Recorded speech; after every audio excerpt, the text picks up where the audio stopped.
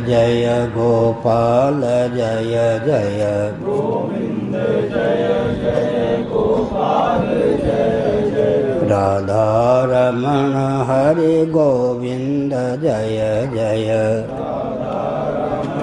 हरि गोविंद जय जय श्री वृंदावन बिहारी लाल की जय। श्रुतियों ने भगवान की स्तुति की। जो वेदांत वेद्य परमात्म तत्व है उसका बोध अत्यंत दुरूह है। उसका बोध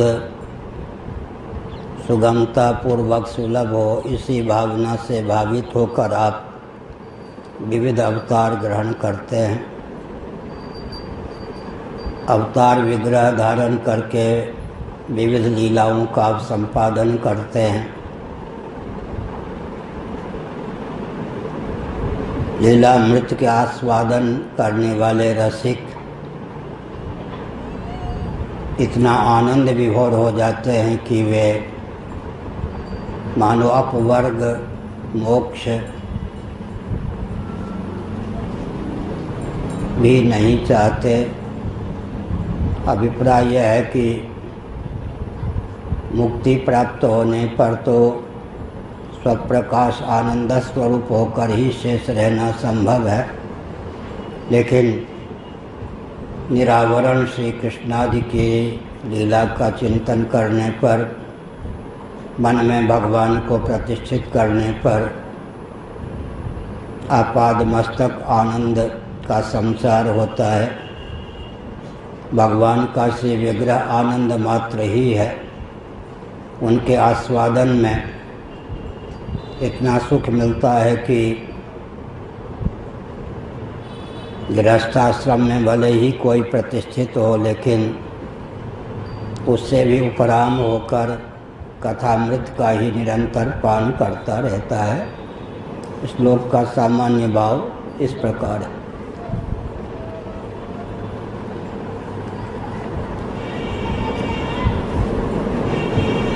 श्री वल्लभाचार्य महाभाग ने बताया, मधुराधिपतेरखिलम मधुरम, ऐसे बांध लो भाई।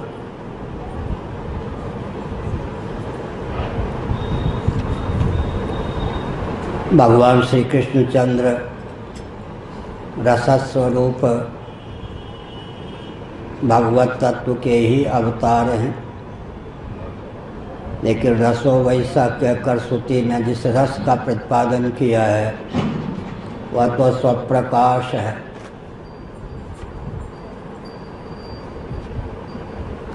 भोग्य कोटि प्रविष्ट पदार्थ नहीं है, परंतु वही रस तत्व जब अपनी अचिंत्य लीला शक्ति के योग से श्री राधा रानी विश्वामिनंदिनी निभृत कुंजेश्वरी के रूप में, श्री कृष्णचंद्र परमानंद के रूप में, युगल रूप में अभिव्यक्त होता है, तब उच्छलित रस सबको आह्लादित करने में समर्थ होता है। जो स्वप्रकाश रस है वह भोग्य भी बन जाता है। हम गीता के आधार पर विचार करें तो इच्छा द्वेषा सुखम दुखम संघात चेतना धृति एतत् क्षेत्रम सुखम क्षेत्रम 13वां अध्याय। और श्रीमद्भागवत के 7वें स्कंद के अनुसार सुखमस्यात्मनो रूपम, आत्म तत्व सुख स्वरूप है, रस रूप है। वह रस रूप सुख रूप आत्म तत्व ही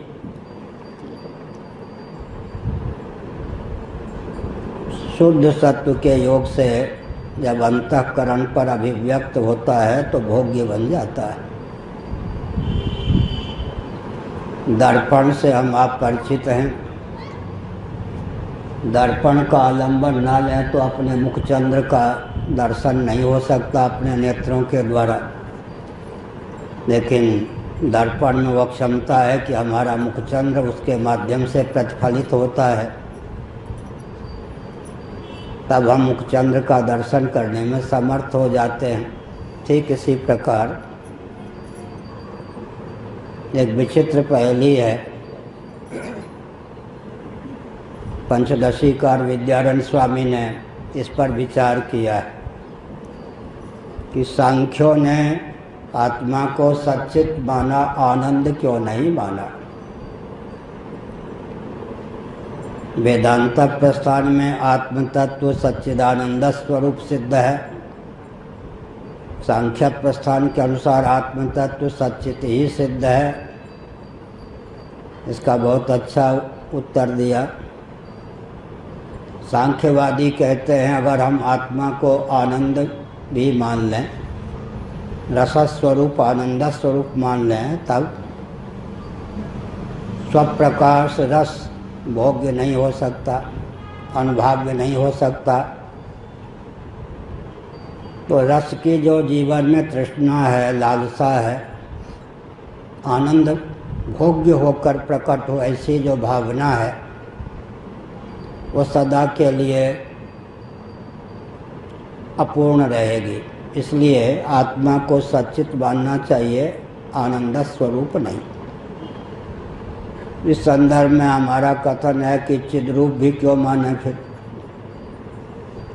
जब अंतःकरण के योग से, सत्वगुण के योग से चिद्रूप आत्म तत्व का स्फुट अभिव्यंजन हो सकता है, तो समान वाचो युक्ति से सुखरूप आनंद स्वरूप आत्म तत्व का भी स्फुट अभिव्यंजन अंतःकरण के योग से हो सकता है, तब आनंद भी भोग्य हो सकता है। जैसे मैंने दर्पण का उदाहरण दिया, दर्पण के माध्यम से मुखचंद्र अदृष्टिगोचर होने पर भी दृष्टिगोचर हो जाता है। ठीक उसी प्रकार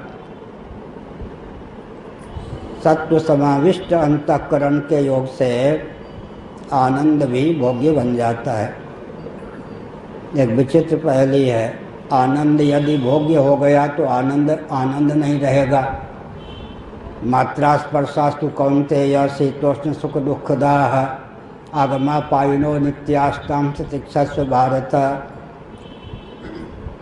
आनंद यदि भोग्य हुआ तो अयोगास्पद, संयोगास्पद, वियोगास्पद होगा। अयोग के गर्भ से जो संयोग टपकता है, वियोग रूप गर्त में जाकर समा जाता है। वैशंपायन ऋषि का वचन है महाभारत में, वियोगे दोषदर्शी या संयोगम सविसर्जयेत् असंगे संगमो नास्ति दुखम भूय वियोगजम। प्यारी प्यारी वस्तु, प्यारे प्यारे व्यक्ति का वियोग जिसको सुहाता न हो, भाता न हो, उसकी बुद्धि की बलिहारी इसी में है कि वह संयोग का पक्षधर न बने।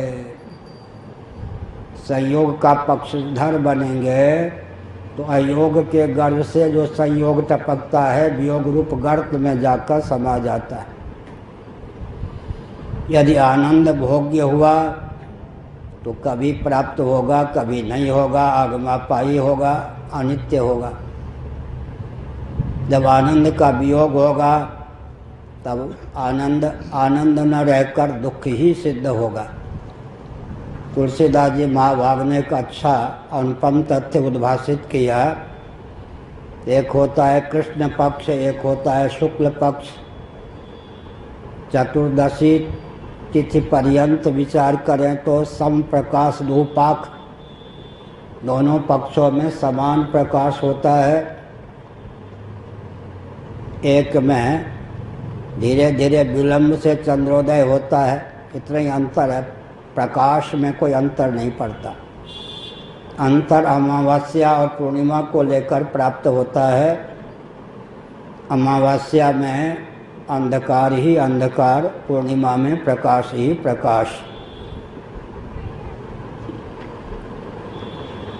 तो कृष्ण पक्ष उपहास का पात्र बन गया, शुक्ल पक्ष समादर का पात्र बन गया। परंतु चतुर्दशी तिथि तक विचार करें तो सम प्रकाश धूपाख। यहाँ भी विचार करने की आवश्यकता है कि आनंद अगर भोग्य न हुआ तो स्वप्रकाश आनंद रहने पर भी आनंद हमारे किस काम का। वो भोग्य हो ही नहीं सकता है। स्वयं ही भोग्य और स्वयं ही भोक्ता की कहानी चरितार्थ नहीं होगी। यदि आनंद भोग्य हो गया तो नश्वर होगा ही, आगमापाई होगा ही, संयोगास्पद वियोगास्पद होगा ही। अगर आनंद भोग्य हो गया तो दृश्य होगा, आगमापाई होगा, अनित्य होगा। अगर आत्मा ही आनंद स्वरूप मान्य है तो भोग्य नहीं होगा। मिश्री को कभी मिश्री का स्वाद नहीं प्राप्त होता। चींटी को मिश्री का स्वाद प्राप्त होता है, लेकिन चींटी में क्षमता नहीं कि समग्र मिश्री को घट कर जाए। एक विचित्र बात है। तो फिर वेदांतों में कहा गया कि आत्मा को आनंद स्वरूप मानकर भी आनंद भोग्य हो सकता है। जैसे मुख अपने नेत्रों के द्वारा साक्षात दृष्टिगोचर न होने पर भी क्या हो सकता है, दर्पण के योग से दृश्य हो सकता है। ऐसे ही हमारे पास चेतो दर्पण मार्जनम अंतःकरण रूप दर्पण प्राप्त है। श्री कृष्ण संकीर्तनम, हमारे पास अंतःकरण रूप दर्पण प्राप्त है। जब वो सत्व समाविष्ट होता है तो सुख रूप आत्म तत्व उसमें प्रतिफलित हो जाता है। सत्व गुण का फल है सुख। वेदांती नहीं, सांख्यवादी ये मानते हैं। हम लोग मानते हैं कि सत्वगुण सुख का अभिव्यंजक संस्थान है। सुख स्वरूप तो आत्म तत्व ही है। सुखमस्यात्मनो रूपम। ऐसे ही सत्वगुण ज्ञान स्वरूप आत्म तत्व का, चिद रूप आत्म तत्व का अभिव्यंजक संस्थान है। तो यहाँ पर कहा गया कि भगवान जो रसस्वरूप हैं वे अभिव्यक्त होते हैं, श्री राम कृष्णादि रूपम अवतीर्ण होते हैं। तो रसिक वृंद उनके दर्शन से, स्मरण से आनंद विभोर आनंद में आप्लावित हो जाते हैं। इस प्रकार से उच्छलित रस, नृत्य करता हुआ रस, नृत्यति वेदांत सिद्धांत है। भगवत तत्व लीलामृत का आस्वादन कराते हैं। लीलामृत के आस्वादन से व्यक्ति छका सा रहता है। बिना एकादश स्कंद श्रीमद् भागवत में आया, मदिरांध जैसे मदिरा की मस्ती में झूमता रहता है। बिना मद्यपान के ही भक्त भगवान नाम रूप लीला धाम का आलंबन लेकर छके से रहते हैं, अलमस्त रहते हैं। भजनामृत में उनका मन निमग्न रहता है। दार्शनिक धरातल पर भी यह तथ्य सिद्ध है। कार्य की अपेक्षा कारण का अधिक महत्व होता है। महाभारत का एक उदाहरण बहुत अच्छा है। एक व्यक्ति अन्न के बिना जितने दिनों तक जीवित रह सकता है, पार्थिव अन्न का कारण जो जल है, उस जल के बिना उतने दिनों तक जीवित नहीं रह सकता। तो हमारे जीवन में अन्न की अपेक्षा जल का महत्व सूत्राम सिद्ध है। इसी सूत्र को आगे ले चलें तो जल के बिना जितने दिनों तक जीवन की कल्पना की जा सकती है, जल की अपेक्षा सन्निकट निर्विशेष ऊष्मा या गर्मी के बिना उतने दिनों तक जीवन की कल्पना नहीं की जा सकती। शरीर में ऊष्मा का विलोप हो जाए तो राम नाम सत्य है। और जितने क्षणों तक देहनिष्ठ ऊष्मा गर्मी के बिना जीवन की कल्पना की जा सकती है, उतने क्षणों तक भी प्राण पवन के बिना जीवन की कल्पना नहीं की जा सकती। और जितने क्षणों तक प्राण पवन के बिना जीवन की कल्पना की जा सकती है, उतने क्षण या क्षणों तक भी अवकाशप्रद देहगत आकाश के बिना जीवन की कल्पना नहीं की जा सकती। लेकिन सांख्य प्रस्थान, वेदांत प्रस्थान के अनुसार पृथ्वी, जल, तेज, वायु, आकाश ये सब परार्थ हैं। परार्थ का अर्थ होता है पदार्थ का अर्थ होता है पृथ्वी पृथ्वी के लिए नहीं, जल जल के लिए नहीं, अग्नि अग्नि के लिए नहीं, वायु वायु के लिए नहीं, आकाश आकाश के लिए नहीं। जो भी अचित पदार्थ होता है, पदार्थ होता है, चटाई चटाई के लिए नहीं, खटाई खटाई के लिए नहीं, मिठाई मिठाई के लिए नहीं। इसीलिए श्री रामानुजाचार्य महाभाग ने अचित पदार्थ को शेष बताया और आत्मा को शेषी बताया। आत्मा शेषी है, आत्मा शेषी है तो सकल शेष कोटि प्रविष्ट पदार्थ, अचित पदार्थ आत्मा के भोग्य सिद्ध होते हैं। भोग्य सिद्ध होकर ही अपनी सत्ता और उपयोगिता को ये चरितार्थ करते हैं। तो आनंद यदि भोग्य हो गया तो आनंद आनंद नहीं रहेगा। यदि आनंद भोग्य नहीं हुआ तो आनंद का आनंद रहना हमारे किस काम का। एक यहाँ स्वामी शरणानंद जी महाराज थे, प्रज्ञा चक्षु। गृहस्थाश्रम में जब थे तब उनको किसी ने बताया कि आपकी पत्नी बहुत सुंदरी है। तो वो बहुत विनोदी भी थे स्वामी शरणानंद जी, मानव सेवा संघ के अधिपति। जब बाबा नहीं हुए थे तब की बात है, तब उन्होंने कहा उन्होंने अपनी सासू को अनुपस्थिति में भी गाली दी। मुझे प्रज्ञा चक्षु सूरदास को सुंदरी से विवाह कराने की क्या जरूरत थी, मेरे लिए तो सुंदरी असुंदरी सब बराबर। ठीक है, इसका अर्थ क्या हुआ? यदि आनंद भोग्य नहीं हुआ तो आनंद का होना व्यर्थ। अगर आनंद भोग्य हो गया तो नश्वर होगा ही, अयोग के गर्भ से टपकेगा, वियोग रूप गर्त में जाकर समा जाएगा, वही रहा भी ना जाए सहा भी ना जाए। तो अंत में फिर निष्कर्ष क्या निकला? सुख बस्यात्मनो रूपम यो वै भूमा तत्सुखम। भागवत छांदोग्य उपनिषद आदि के अनुशीलन से आत्मा सुख रूप तो है, लेकिन सुख स्वरूप आत्म तत्व अंतःकरण के द्वार से, अभिव्यंजक अंतःकरण के द्वार से सत्वगुण जब उच्छलित होता है तब भोग्य भी बन जाता है। जैसे मुखचंद्र अपने नेत्रों का विषय न बनकर भी दर्पण के द्वार से अभिव्यक्त होकर दृश्य बन जाता है, ऐसे ही सुख स्वरूप आत्म तत्व जब सत्व समाविष्ट अंतःकरण होता है तब भोग्य बन जाता है। और जब भोक्ता को यह ज्ञान प्राप्त रहता है कि जब जब अंतःकरण में सुख की अभिव्यक्ति होती है तब तक सुख भोग्य रहता है। सुख के भोग्य न रहने पर भी मैं तो सुख रूप आनंद स्वरूप रहता ही हूँ।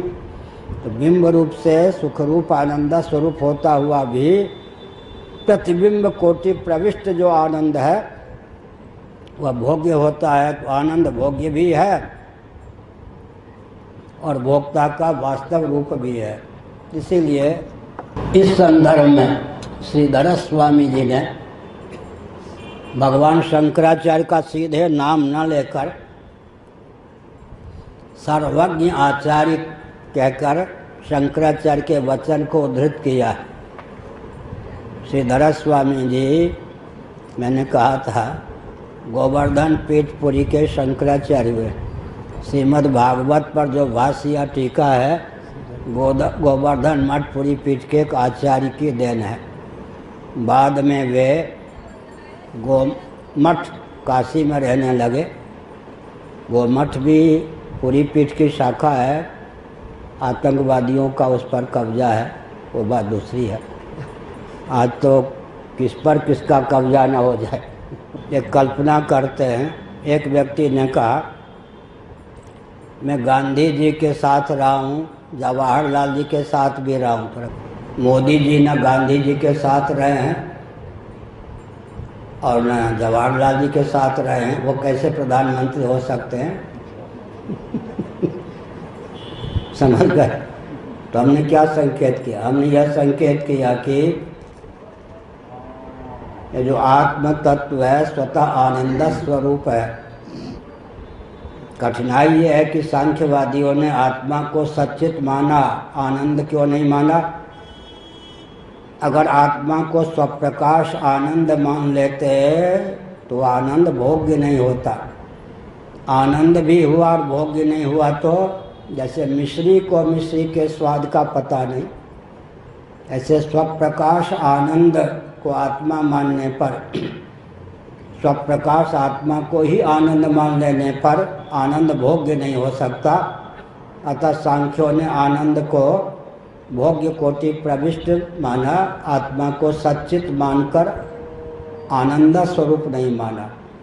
वेदांतियों ने कहा कि आत्मा चिद्रूप होकर के भी जैसे अंतःकरण के योग से ज्ञान के रूप में भोग्य हो सकता है, दृष्टिगोचर हो सकता है, वैसे ही आत्मा को आनंद स्वरूप मानना चाहिए। आनंद स्वरूप होकर भी सत्व गुण समाविष्ट जब होता है अंतःकरण, उस पर अभिव्यक्त होकर वह भोग्य बन सकता है। जैसे कि अपना ही मुखचंद्र दर्पण के योग से दृष्टिगोचर होता है, वैसे ही अतः आत्मा आनंद स्वरूप है। इसमें युक्ति क्या है? इसमें युक्ति यह है कि हर व्यक्ति की अपने आप में पराकाष्ठा की प्रीति इस बात को सिद्ध करती है कि आत्मा पर प्रेमास्पद है और पर प्रेमास्पद होने के कारण परमानंद स्वरूप है। आत्म तत्व परमानंद स्वरूप है। सुखमस्य आत्मनो रूपम। अवतार की बात श्रीधर स्वामी की मैं चर्चा कर रहा था तो बहुत अच्छा है। मुक्ता अपि लीला विग्रहम या लीलया विग्रहम प्रगृह्य तम भगवंतम नृसिंहम भजन्ते। नृसिंह पूर्वतापनी उपनिषद में भगवत पाद आदि शंकराचार्य महाभाग का भाष्य। उत्तर तापनी पर तो विद्यानंद स्वामी महाभाग का भाष्य है। पूर्व तापनी उपनिषद पर भगवान शंकराचार्य का भाष्य है। मुक्तापि लीला विग्रहम प्रगृह्य तम नृसिंहम भजन्ते भगवंतम भजन्ते। मुक्त भी का अर्थ कैवल्य मोक्ष की योग्यता प्राप्त होने पर भी आत्म तत्व सच्चिदानंद स्वरूप होता हुआ ब्रह्म है, ब्रह्म होता हुआ अद्वय है। सर्वाधिष्ठान आत्म तत्व सच्चिदानंद स्वरूप ब्रह्म ही है। इस तथ्य का जिनको विज्ञान हो जाता है, उनका जब देहपात होता है तब वे केवल सच्चिदानंद मात्र होकर शेष रहते हैं। अहमिक्ति इस कल्पना का भी कभी उदय नहीं होता। लेकिन जो मुक्त पुरुष होते हैं, अर्थात चाहें तो देहत्याग के बाद सदा के लिए कैवल्य भावापन्न होकर ही रह सकते हैं।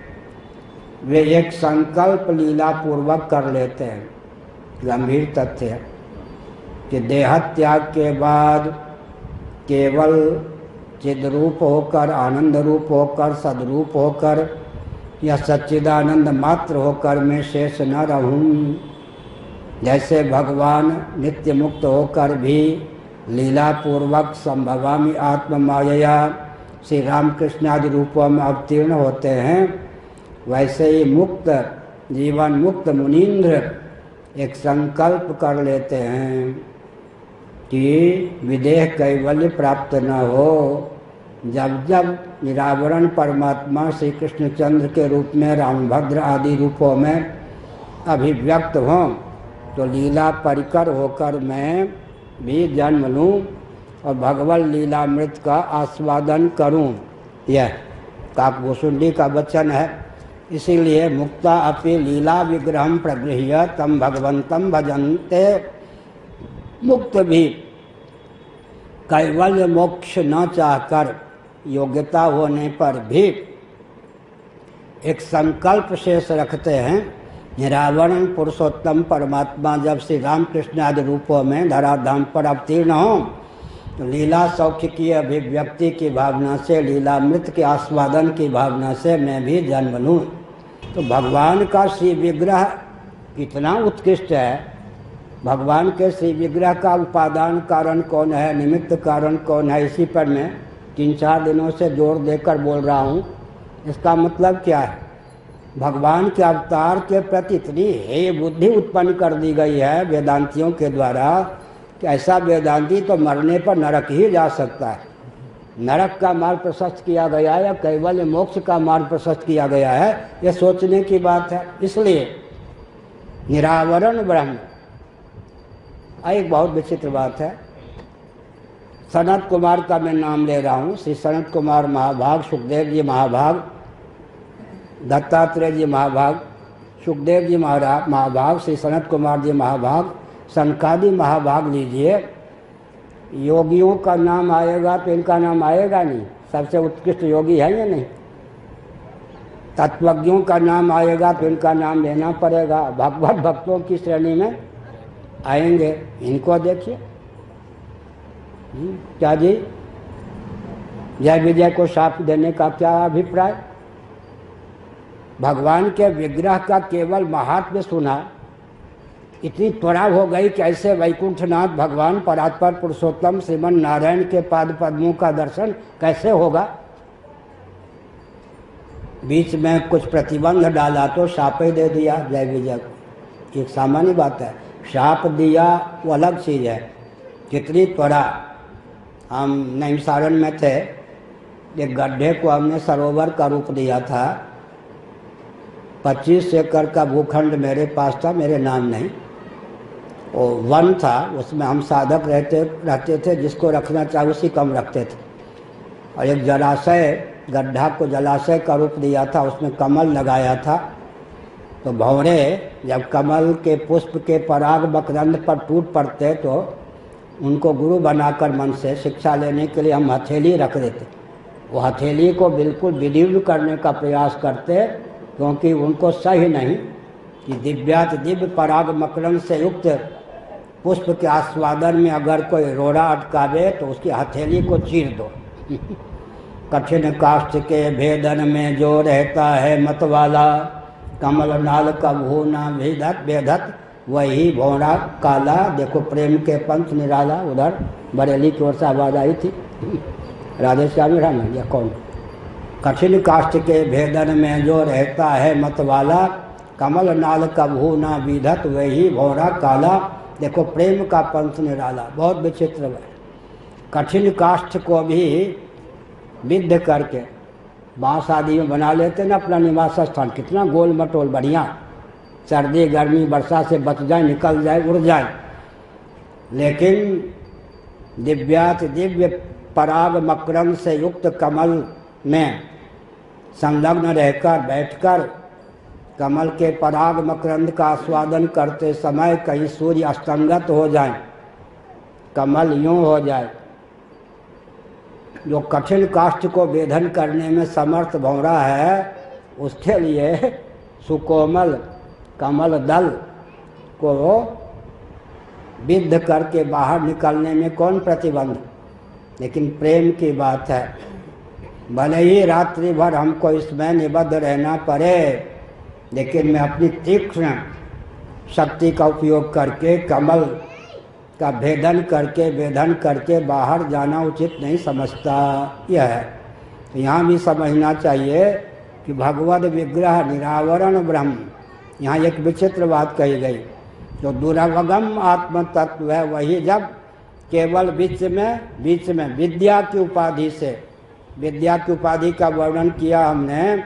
एक क्षण के लिए भगवान संकल्प करते हैं, प्रभु प्रेरित तय व्यापय विद्या, मेरी उपाधिभूता विद्या एक क्षण के लिए देवदत्त के अंतःकरण में जाकर व्याप जाए। एक क्षण के लिए विद्या चरम वृत्ति, भगवान की उपाधि का ये एक कण का एक रश्मि विद्या वृत्ति के रूप में, चरम वृत्ति के रूप में प्रकट होकर जीव को निरावरण कर देती है, जीवन मुक्त बना देती है। वो एक एक, जैसे एक एक रश्मि के उद्गम स्थान सूर्य होते हैं, चंद्रमा होते हैं, ऐसे ही एक क्षण के लिए विद्या वृत्ति व्याप जाए जीव को तो जीव जीवन मुक्त हो जाता है। ऐसी विद्यावृत्तियों के पुंजीभूत स्वरूप स्वयं विद्या ही भगवान की उपाधि है। उन भगवान की आलोचना किस ढंग से कोई भगवत भक्त कर सकता है? सनकादि को भी भगवत दर्शन में कोई प्रतिबंध डाले तो कुपित हो जाते हैं, इतना आकर्षण। इसलिए जिसका चित्त जितना निर्मल होगा वो भगवत विग्रह के प्रति, श्री रामकृष्णादि के प्रति, उनकी मुदमयी लीला के प्रति उतना समाकृष्ट होगा। जिसका चित्त जितना निर्मल होगा उसका चित्त उतने द्रुत गति से भगवत तत्व अवतार विग्रह के प्रति आकृष्ट होगा। आजकल के वेदांतियों से भगवान बचाने, नास्तिक होते हैं, न वर्ण धर्म को माने, न आश्रम धर्म को माने, न भगवान को कुछ गिने, अपने आप को ब्रह्म बनाकर घुमावें, बड़ा विकर। नरक का मार्ग हुआ या नहीं? नरक का मार्ग प्रशस्त हो गया वेदांत के नाम पर। नरक में पहुंचाने के लिए वेदांत है क्या? इसलिए डट कर भरी लोचन विलोक विधेशा तब सुनिहो निर्गुण उपदेशा असतव रूप बखानो जानो पुन पुन सगुण ब्रह्म रति मानो। क्यों? वो वही तत्व निरावरण ब्रह्म, निरावरण ब्रह्म, निरावरण ब्रह्म। कमल का बीज देखा है? कमल का बीज देखा नहीं होगा, उसमें कौन पराग कौन मकरंद, लेकिन वही बीज जब, कमल का बीज जब पुष्प के रूप में विकसित हो जाता है, दिव्य पराग और मकरंद के रूप में विकसित हो जाता है, तो भ्रमर मंडली के आकर्षण का केंद्र बनता है या नहीं? ऐसे ही जो रस स्वरूप भगवत तत्व है, आत्म तत्व है, स्वप्रकाश होने के कारण भोग्य हो ही नहीं सकता। वो रस रूप तत्व ही बिल्कुल विद्या माया को स्वीकार करके जब श्री रामकृष्ण आदि रूप में उच्छलित होता है, तब मुक्ता अपि लीला विग्रहम प्रगृह्य तम भगवंतम भजन्ते। मुक्त मुनीन्द्र कैवल्य मोक्ष की क्षमता से संपन्न होने पर भी देहत्याग के अव्यवहित पूर्वक क्षण में एक संकल्प पाल लेते हैं कि जब जब भगवान धराधाम पर श्री रामकृष्ण आदि रूपों में अवतीर्ण हो, राधा रानी, भूमिजा सीता आदि के रूप में अवतीर्ण हो प्रभु, तब तब लीला विग्रह धारण करके, जैसे भगवान लीला विग्रह धारण करते हैं, भगवान लीला का आस्वादन करने के लिए मैं भी लीला विग्रह धारण करके भगवान लीला का आस्वादन करूं। एक विचित्र बात, हमारे पूज्य गुरुदेव एक कथा सुनाते थे। सनकादि योगीश्वर आए, अपने पिता ब्रह्मा जी के मुखारविंद से भगवत विग्रह का अनुपम महात्म्य श्रवण कर परात्पर पुरुषोत्तम श्रीवन नारायण ब्रह्मा जी के उद्गम स्थान तो सनकादि के पितामह हुए। लेकिन लीला, क्योंकि भगवान जगत का पालन करते हैं, संरक्षण करते हैं, जीव निष्ठ वर्णाश्रम धर्म होता है, ईश्वर निष्ठ नहीं। वर्णाश्रम धर्म जीव निष्ठ होता है, ईश्वर निष्ठ नहीं। लेकिन परात्पर पुरुषोत्तम श्रीमन नारायण विष्णु जगत का पालन करते हैं, तो लीला पूर्वक लोक संग्रह की भावना से स्वयं में क्षत्रियत्व का आधान करते हैं। मैं क्षत्रिय, भगवान विष्णु तो वर्ण और आश्रम से अतीत हैं।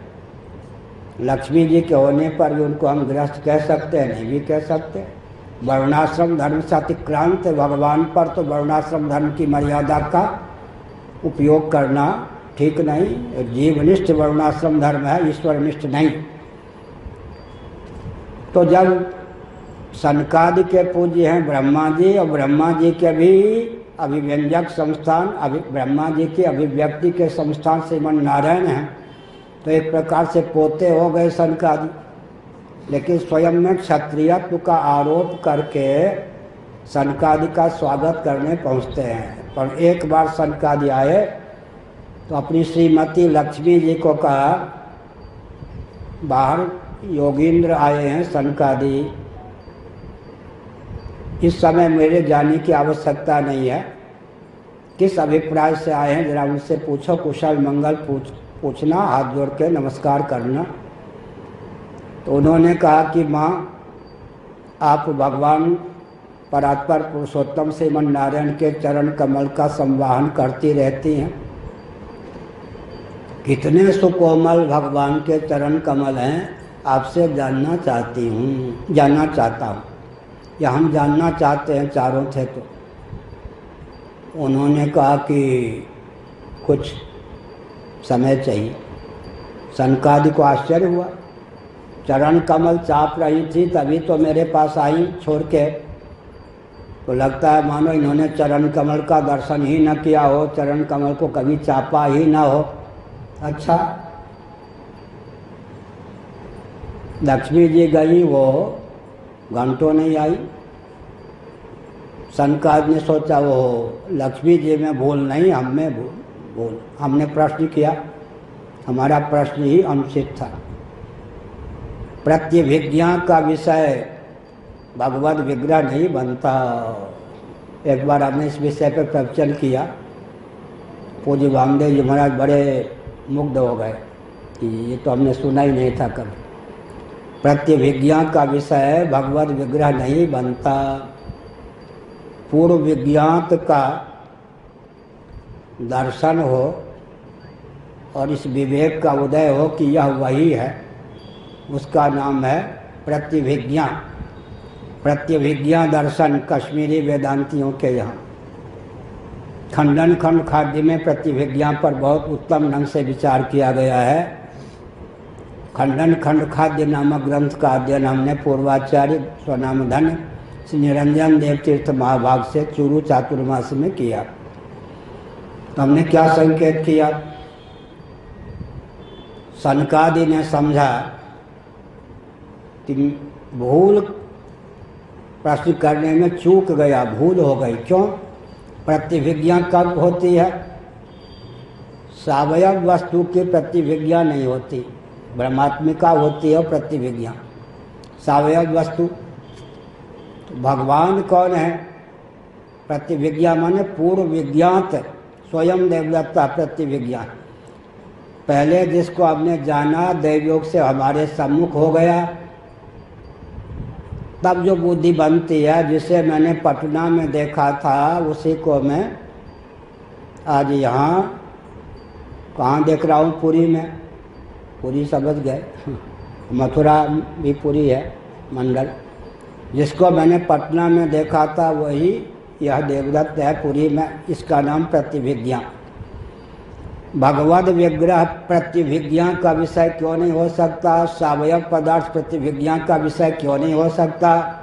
श्रीमद् भागवत के एकादश स्कंद में उदाहरण दिया श्री कृष्णचंद्र ने। यह वही जलधारा है। 24 घंटे पहले यमुना जी में स्नान करने गए, बाद में फिर 24 घंटे बाद गए, यही वही जलधारा है। वो जलधारा तो पता नहीं कहाँ प्रयाग तक पहुँच गई होगी। एक क्षण में भी जलधारा आगे बढ़ जाती है। वहाँ प्रत्यभिज्ञा जो है औपचारिक है, यह वही जलधारा है, यह वही जलधारा है। एक बहुत विचित्र बात, यह वही देवदत्त है। इसको हिंदी में कहते मोटा मोटी। वस्तुतः तो प्रतिक्षण शरीर में परिवर्तन होता है सावयव होने के कारण। यह वही पुमान है, यह वही देवदत्त है, यही वही जलधारा है, यह वही अग्निशिखा है। एक क्षण पहले जिस अग्निशिखा को देखा हो तो गई, नहीं आ गई।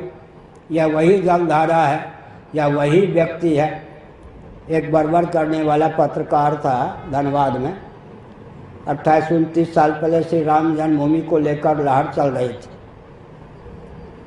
पत्रकार, इस बार हम गए थे तो जीवित था या नहीं, बोला आया नहीं था। उसने मुझसे पूछ दिया, शंकराचार्य कुछ भूगोल उगोल जानते हैं? हमसे पूछा। बुरा न मानो, होली है, हम सामान्य ढंग से रहते हैं बिल्कुल। कोई यहाँ तक सोना चांदी कुछ नहीं, जो रखते हैं उनके खंडन नहीं करते। सोने चांदी के आसन पर शंकराचार्य बैठे, मैं कभी खंडन नहीं कर सकता, परंपरा है, मर्यादा। मैं किसी को अपनाता नहीं, इसका मतलब परंपरा से अगर कोई अपनाते हैं मैं कभी खंडन का पात्र नहीं मानता। आचार्य को बैठना चाहिए। मैं भी आचार्य हूँ, शंकराचार्य हूँ, कुछ ताम झाम नहीं दिखाई पड़ता होगा, रेशमी कपड़े सब। सच्ची बात है कि मुझे रेशमी और सूती का ठीक से अभी ज्ञान भी नहीं हुआ है। कौन रेशमी कपड़ा है, कौन सूती, ये लगता है कि सूती है। अब अगर कोई रेशमी आ जाए तो हम ठीक से नहीं कह सकते कि रेशमी है ही या नहीं, हम अपनी दुनिया में रहते हैं। हमने क्या संकेत किया? हमने यह संकेत किया कि प्रतिभिज्ञा कहाँ होती है, या वही देवदत्त है। इसका अर्थ क्या है? वस्तुतः या वही देवदत्त है मोटा मोटी। तो पत्रकार ने कहा कुछ भूगोल जानते हैं? साहस तो नहीं कर सकता था। कल एक दो व्यक्ति आ गया किसी आचार्य महोदय के यहाँ, बरबर बोल रहा था। हमने समझ लिया कि हमारी भूल है, यहाँ दो चार द्वारपाल होते, चेकिंग होती, हाँ, तो समझता कुछ है। सीधे आ गया मैंने हर समय हमारे पास कोई हमारा जीवन ऐसे कहीं भीड़ नहीं होती। लाखों व्यक्तियों के बीच में आँख तरेरता न कुछ, कहीं भीड़ नहीं होगी। बचपन से हमारे साथी सहपाठी भी जानते थे जब मिलना है तभी मिलना है। जीवन ही ऐसा है कि बिना द्वारपाल आदि के सब व्यवस्थित रहता है। कोई चेकिंग द्वारपाल सब कुछ, जीवन ही ऐसा है। वहाँ जहाँ रहते थे वेद विद्यालय में, होली के दिन भी प्रवचन करने जाते थे आनंद वृंदावन। रास्ते में एक फरलांग की जगह होगी, न आँख तरेरना न कुछ, किसी ने कोई एक बूंद भी डालता था क्या रंग का? जीवन ही ऐसा है, बिना आँख तरेरे सब कुछ, सब सम्मान करते हैं। स्वाभाविक रूप से कोई आँख तरेने की जरूरत नहीं। तो उसने कहा भूगोल उगाल जानते हैं? हमने कहा पूछना क्या चाहते हो? एक पत्रकार पूछे शंकराचार्य से आप भूगोल जानते हैं, खगोल जानते हैं? हंसी की बात, उसको साहस हो गया क्योंकि सामान्य ढंग से। उसने कहा कि आप राम जन्मभूमि के लिए अभियान चला रहे हैं, मालूम है भौगोलिक परिवर्तन के अनुसार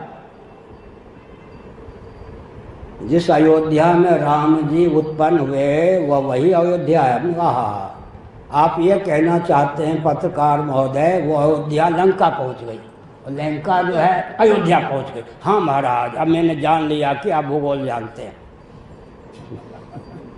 ये हिंदू पत्रकार था। तो हमने कहा मैं पूछता हूँ, दैवयोग से उसकी शादी 25 साल पहले हुई थी। हमारे मुँह से निकल गया 25 साल पहले जिस के साथ शादी हुई थी वही पत्नी आपकी आज है और वही पति आप हो, इसमें क्या प्रमाण? ये बताओ। भौगोलिक परिवर्तन के अनुसार अगर अयोध्या लंका पहुंच गई और लंकापुरी अयोध्या पहुंच गई, तो रासायनिक परिवर्तन के अनुसार 25 साल पहले जिससे तुम्हारी शादी हुई थी तुम्हारी दुल्हन कहाँ पहुंच गई? 25 साल पहले जब तुम दूल्हा बने थे तुम कहाँ पहुंच गए? अरे महाराज गाली आप देते हैं। हमने कहा अगर भौगोलिक परिवर्तन है तो रासायनिक परिवर्तन क्यों नहीं? तो भगा फिर। इसका अर्थ क्या है? इसका अर्थ क्या है? इसका अर्थ है कि सावयव वस्तु को लेकर प्रतिभिज्ञा नहीं होती और अनंत को लेकर भी प्रतिभिज्ञा नहीं होती।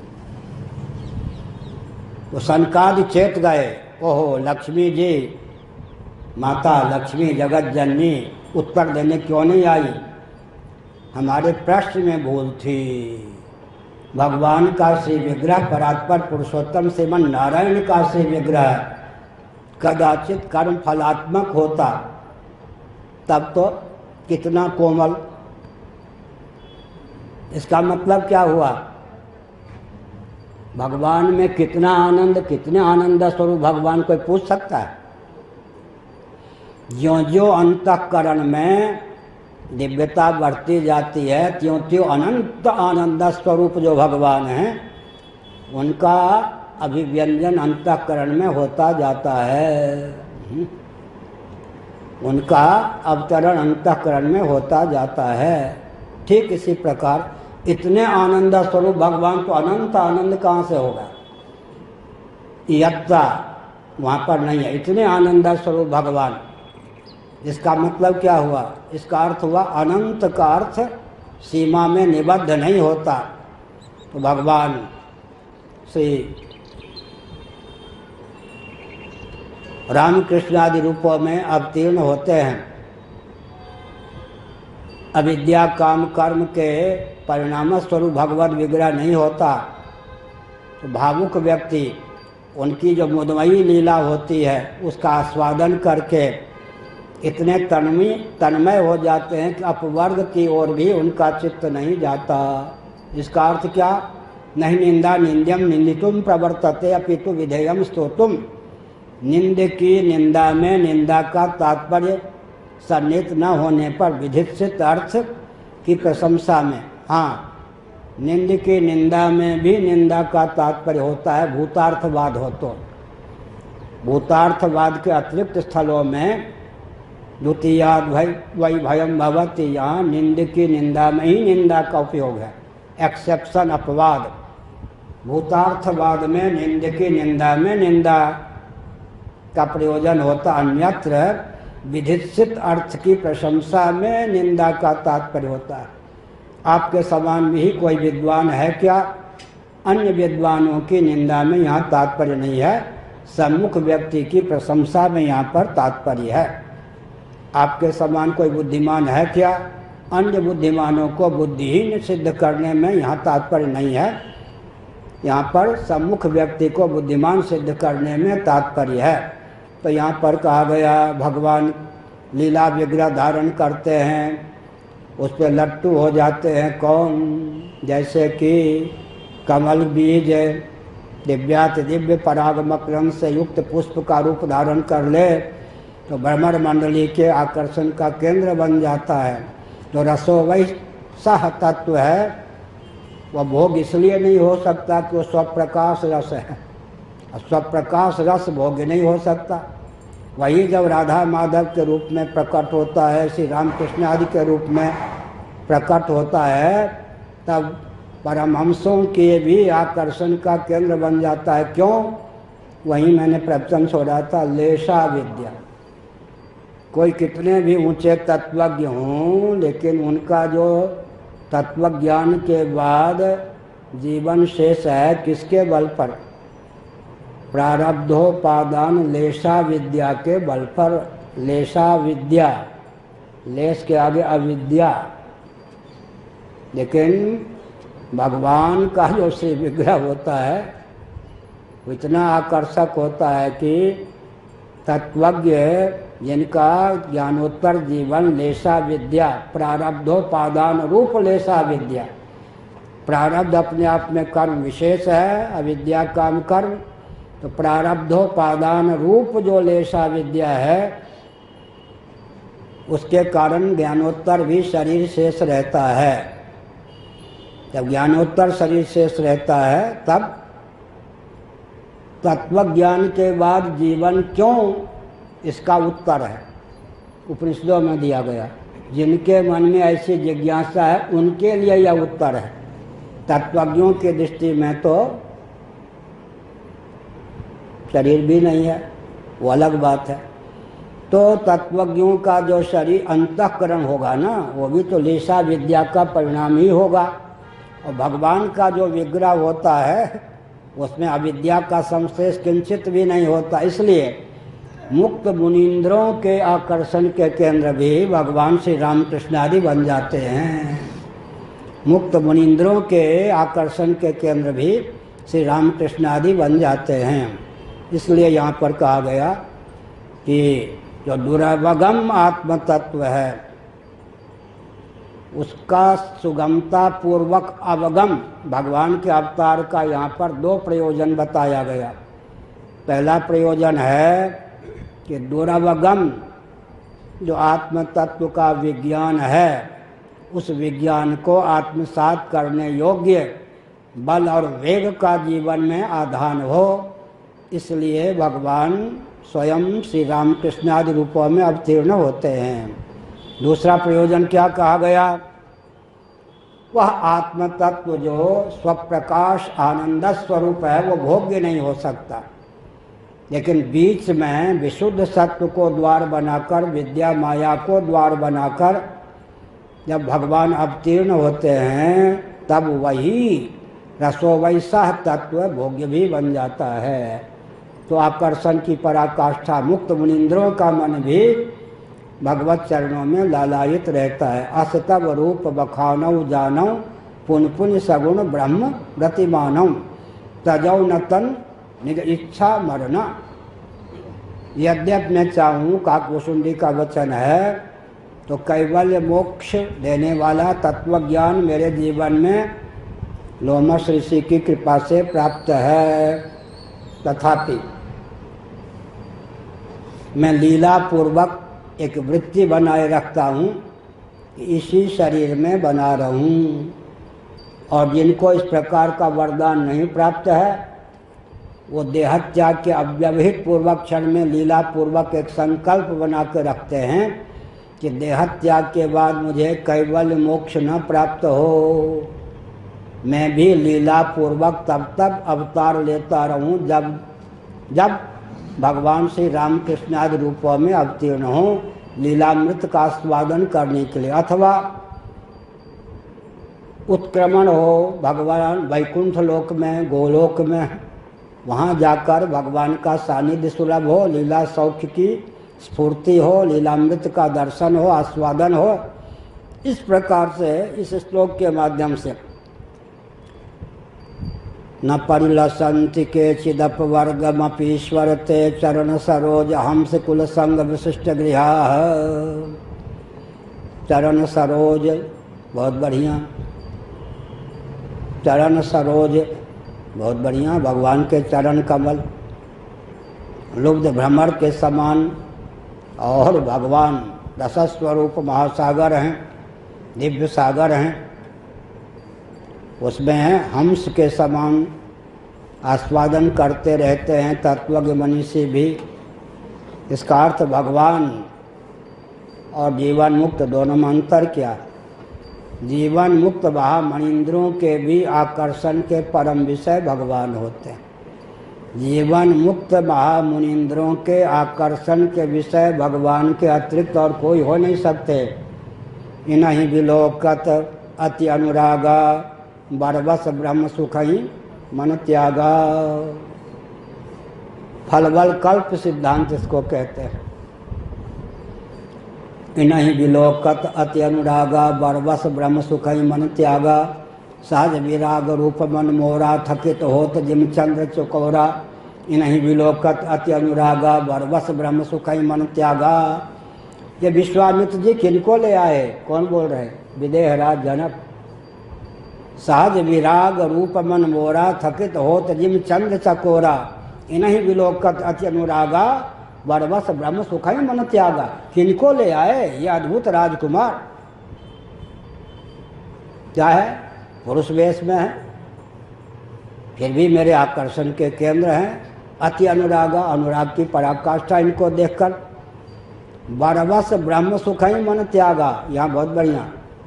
ब्रह्म सुखई, मुझ विदेह राज के जीवन में वैराग्य की पराकाष्ठा है। निर्गुण निराकार रसा स्वरूप ब्रह्म में मेरा मन रमा रहता है। उस ब्रह्मानंद में निमग्न मन को उचटाकर अपने रूप वैभव में अटकाने वाले ये कुछ अद्भुत होंगे।